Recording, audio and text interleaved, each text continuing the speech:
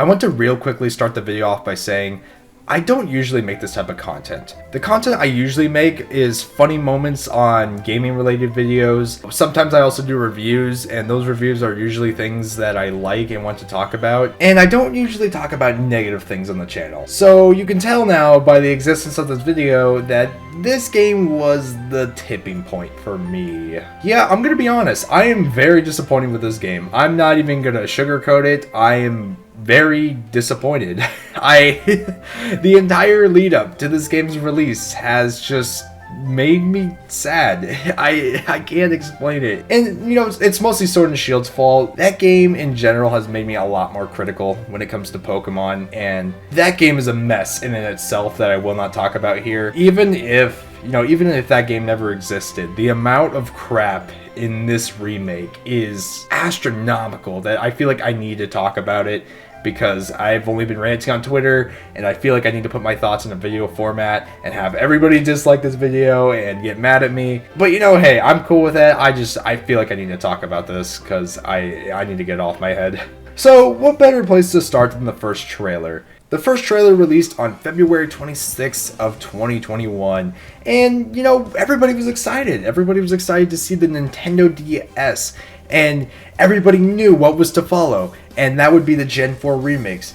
Everybody was sitting down eagerly excited to see, you know, what the Gen 4 remakes would look like on the Switch in HD. And then we were greeted to a very unexpected art style. Now, real quickly, I want to say, before you all hate me, I actually do like the chibi art style. I think it's grown on me, but I'm gonna say, like, when this first got announced, I absolutely hated it.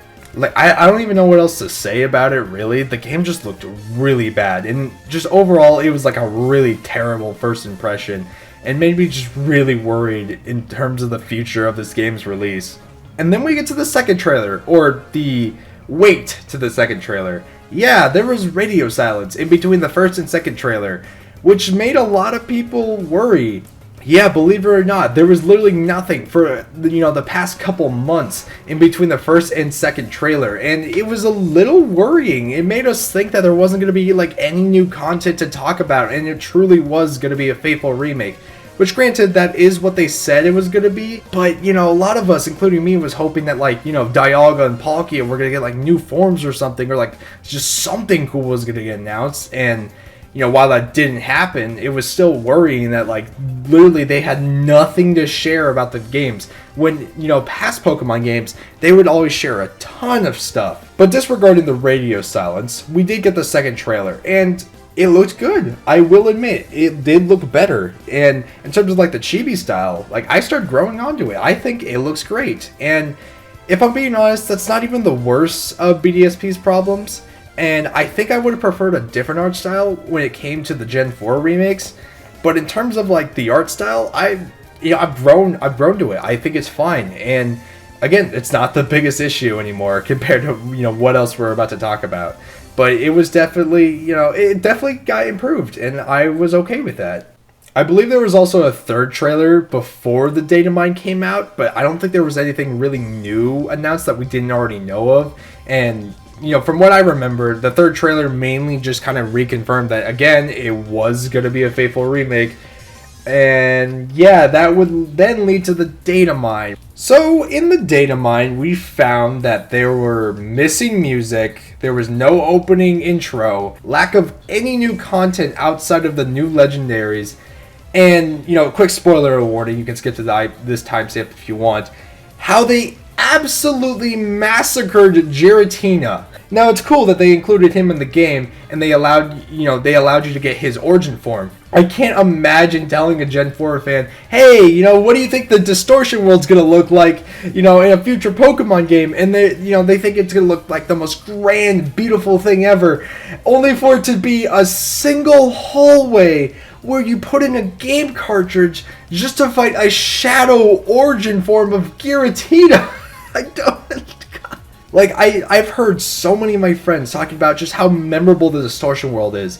And now it's just a hallway where you go in there, you slap a cartridge in, and you go fight a level 100 Giratina for the Grisius orb. Now, do I appreciate the challenge? Yeah, I do. But oh my god, how they completely massacred the distortion world. That's probably like my main issue with all of this. Just, and I know the distortion world, it's not even that big of a thing, you know, and to some people it's, you know, it probably doesn't even matter to them.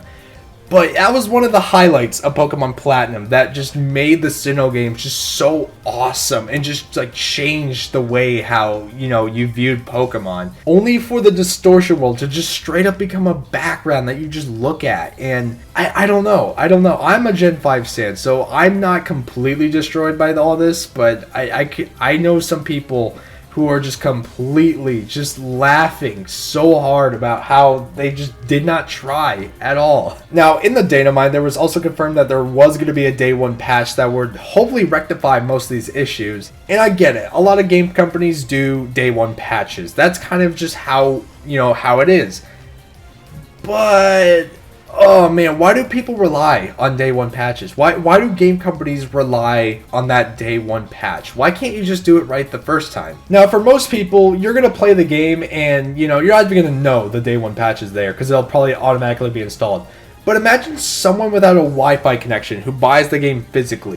Like, what are they going to do? They're going to have an incomplete game. Now, I do want to emphasize that, you know, day one patches and patches in general, they're a great thing. They allow games that are just perfect already to be even better. What I don't like about patches is when game companies rely on their day one patches or decide to add content back in later that could have been added into the game if they actually tried. And I honestly just don't understand why, you know, Pokemon started doing this, because it's not a good business practice at all. Game companies should release a full, complete game. Remember Grand Theft Auto, the trilogy or whatever, that remake that came out?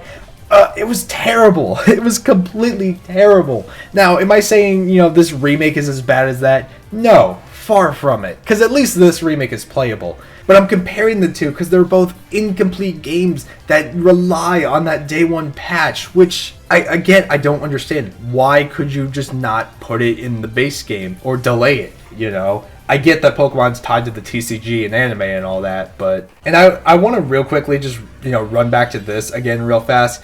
I know the games are supposed to be a faithful remake, and I know I'm literally complaining about them not adding content when they literally advertised it as such. But if they were going to remake these games, why did they remake Diamond and Pearl? The more inferior versions of Sinnoh. Now, you could say, oh, it's to, you know, sell the 2 copies in the double pack. Well, okay, that's fine, but then why didn't you, like, not add the Platinum content? Or, you know, all the stuff that made Platinum good? Why did you specifically remake the Diamond and Pearl version? You could have still called it Brilliant Diamond and Shining Pearl, but why did you remake Diamond and Pearl when you could have just remade Platinum and adjusted it slightly so that you could get the box Legendary? Basically do what Oraz did. Basically just do that. And sure, there's some Platinum content in there, but the majority of the improvements like Cyrus's arc are just completely thrown to the wayside.